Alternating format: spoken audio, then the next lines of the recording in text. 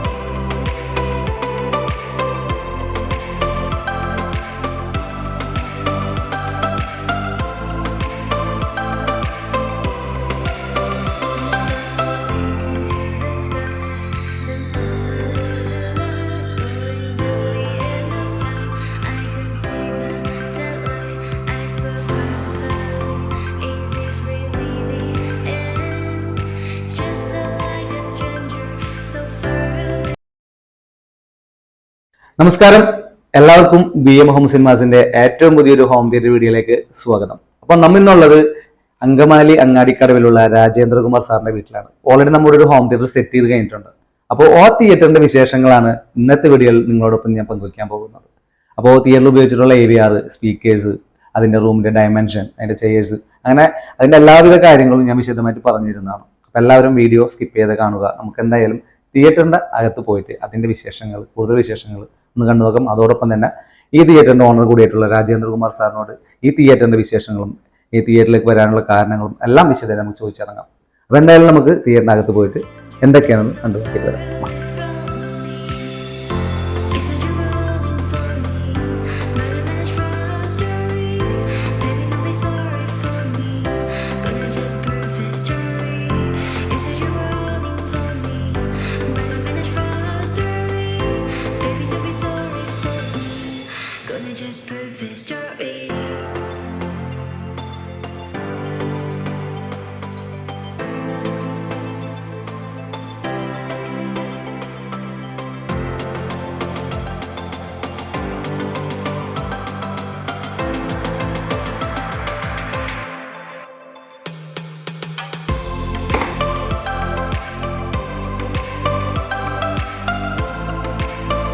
അപ്പോൾ ഇതാണ് നമ്മുടെ തിയേറ്റർ.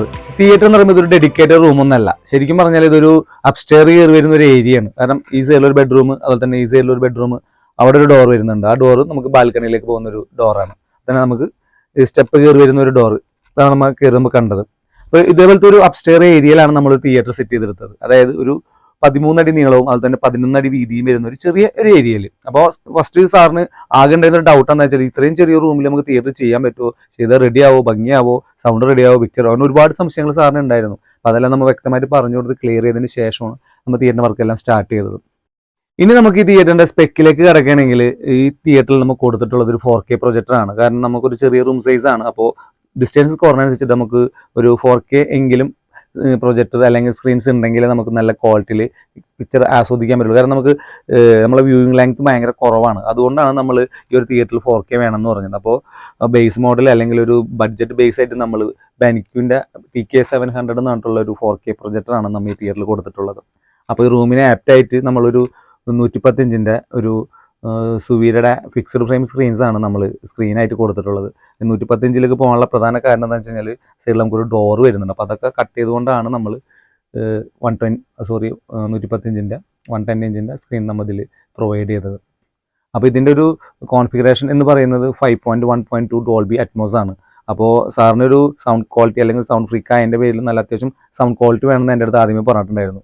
അപ്പോൾ ഒരു ചെറിയ റൂം അതിൻ്റെ പേരിൽ നമുക്കിവിടെ ടവർ സ്പീക്കറൊന്നും എനേബിൾ ചെയ്യാൻ കുറച്ച് ബുദ്ധിമുട്ടായിരുന്നു. അപ്പോൾ അതുകൊണ്ട് നമ്മൾ ക്ലിപ്സിൻ്റെ ഇൻവാൾ സീരീസ് സ്പീക്കേഴ്സാണ് ഫുൾ സ്പെക്കായിട്ട് നമുക്ക് കൊടുത്തിട്ടുള്ളത്. അപ്പോൾ LCR ആയാലും സറൗണ്ടിങ് ആയാലും ക്ലിപ്സിൻ്റെ സ്പീക്കേഴ്സാണ്, സബ് വൂഫർ ആയാലും ക്ലിപ്സിൻ്റെയാണ് നമ്മൾ കൊടുത്തിട്ടുള്ളത്. അപ്പോൾ ഒരു 5.1.2 ഡോൾബി അറ്റ്മോസ് കോൺഫിഗറേഷനിലാണ് നമ്മൾ ചെയ്തിട്ടുള്ളത്. നമ്മൾ AVR ആയിട്ട് ഡെനോൻ്റെ 1800 എന്ന് പറഞ്ഞിട്ടുള്ള 7.2 ചാനൽ AVR ആണ് നമ്മൾ ഈ റൂം സൈസിലേക്ക് AVR ആയിട്ട് പ്രൊവൈഡ് ചെയ്തിട്ടുള്ളത്. മീഡിയ പ്ലെയർ ആയിട്ട് നമ്മൾ കൊടുത്തിട്ടുള്ളത് ആപ്പിളിൻ്റെ സ്ട്രീമിംഗ് ഡിവൈസ് ആണ്. അപ്പോൾ ഇതൊക്കെയാണ് ഈ തിയേറ്ററിന് കൂടുതൽ വിശേഷങ്ങളിലേക്ക് വരികയാണെങ്കിൽ പറയാനുള്ളത്. അപ്പോൾ മെയിനായിട്ട് നമ്മൾ ഓൾറെഡി പ്രൊജക്ടർ പറഞ്ഞു, സ്ക്രീൻ സൈസ് പറഞ്ഞു, സ്പീക്കേഴ്സ് പറഞ്ഞു, സബ് വൂഫർ പറഞ്ഞു.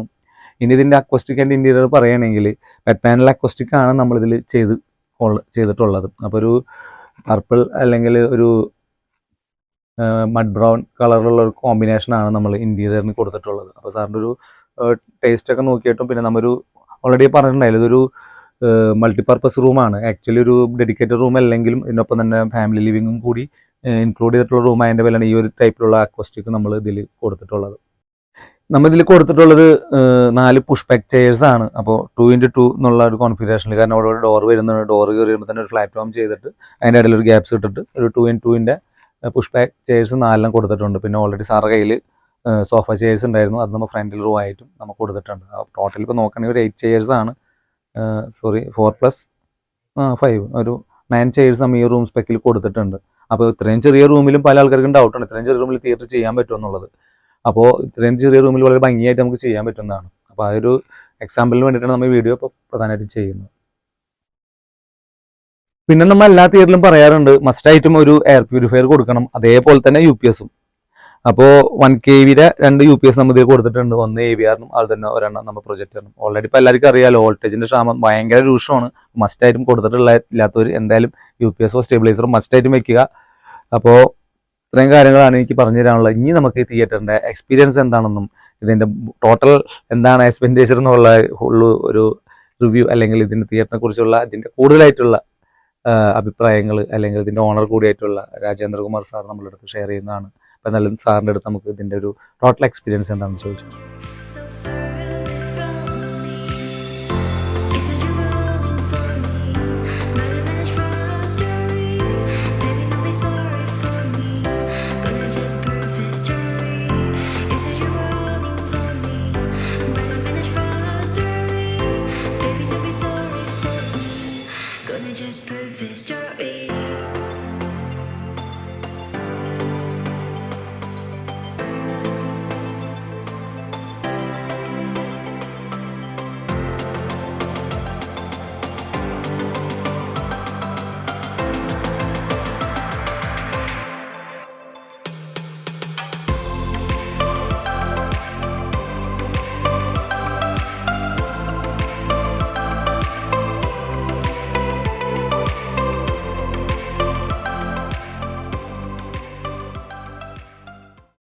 അപ്പോൾ നമുക്ക് ഈ തിയേറ്ററിൻ്റെ കൂടുതൽ വിശേഷങ്ങൾ ഇതിൻ്റെ ഓണർ കൂടിയായിട്ടുള്ള നമ്മുടെ രാജേന്ദ്രൻ സാറിൻ്റെ അടുത്ത് നമുക്ക് ചോദിച്ചു നോക്കാം. ഈ തിയേറ്ററിൻ്റെ എന്ന് പറയുക നമ്മുടെ BM സിനിമാസിനെ ചൂസ് ചെയ്യാനും അതിനുശേഷം ഈ വർക്ക് കംപ്ലീറ്റ് ചെയ്തതിന് ശേഷമുള്ള ഒരു എക്സ്പീരിയൻസും ഒരു തിയേറ്റർ എക്സ്പീരിയൻസും എന്താണെന്നുള്ളതും എല്ലാം വിശദമായിട്ട് നമുക്ക് സാറ് പറഞ്ഞു തരുന്നതാണ്.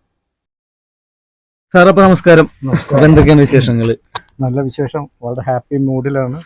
കാരണം വളരെ കാലത്തെ ഒരു ജീവിത അഭിലാഷമായിരുന്നു ഒരു തിയേറ്റർ, വീട്ടിലൊരു തിയേറ്റർ വേണമെന്നുള്ളത്.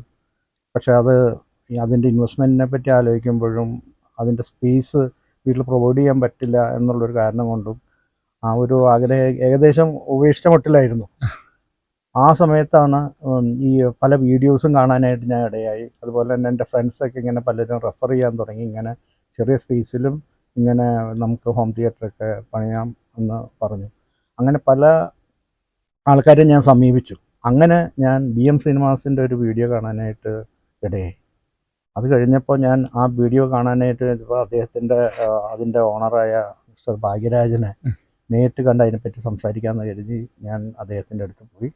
അപ്പോൾ ഞാൻ പല ആളിൽ നിന്ന് സംസാരിച്ചതിൽ നിന്ന് വ്യത്യസ്തമായിട്ട് എനിക്ക് അദ്ദേഹമായിട്ട് സംസാരിച്ചപ്പോൾ, ഭാഗ്യരാജായിട്ട് സംസാരിച്ചപ്പോൾ എനിക്ക് ഫീൽ ചെയ്തത് എന്താണെന്ന് വെച്ച് കഴിഞ്ഞാൽ, ഇതൊരു ബിസിനസ്സും മാത്രമല്ല, അദ്ദേഹത്തിൻ്റെ ഒരു പാഷൻ കൂടിയാണ്. കാരണം ആൾക്കാരെ കൊണ്ട് അങ്ങനെ പൈസ ധാരാളം ഇൻവെസ്റ്റ് ചെയ്യിച്ചിട്ട്, ആവശ്യക്കാൾ കയറി ഇൻവെസ്റ്റ് ചെയ്യിച്ചിട്ട് ഒരു ലാഭം ഉണ്ടാക്കാനല്ല, കൂടാതെ കസ്റ്റമർ സാറ്റിസ്ഫാക്ഷൻ ആവശ്യത്തിനനുസരിച്ച് ഇൻവെസ്റ്റ് ചെയ്യുക, ഓരോ പ്രിമിസസിൻ്റെ ഏരിയയുടെ ആവശ്യം അനുസരിച്ച് ഇൻവെസ്റ്റ് ചെയ്യുക, അത് നല്ല ക്വാളിറ്റിയിൽ ചെയ്യുക എന്നുള്ളതായിട്ട് തോന്നിക്കഴിഞ്ഞപ്പോൾ ഞാൻ പലരുമായിട്ട് ബന്ധപ്പെട്ടെങ്കിലും അദ്ദേഹത്തിലേക്ക് എൻ്റെ ഈ വർക്ക് ഏൽപ്പിക്കാനായിട്ട് ഞാൻ വന്നു ചേരുകയാണ് ചെയ്തത്.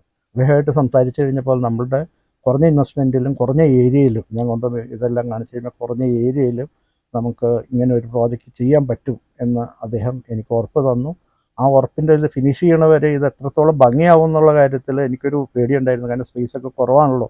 അദ്ദേഹം തന്ന ധൈര്യത്തിലാണ് ഞാൻ പണി തുടങ്ങിയത്. പക്ഷേ ഇത് പ്രോജക്റ്റ് കംപ്ലീറ്റ് ചെയ്ത് കഴിഞ്ഞപ്പോൾ ഞാൻ 100% ഹാപ്പിയാണ്.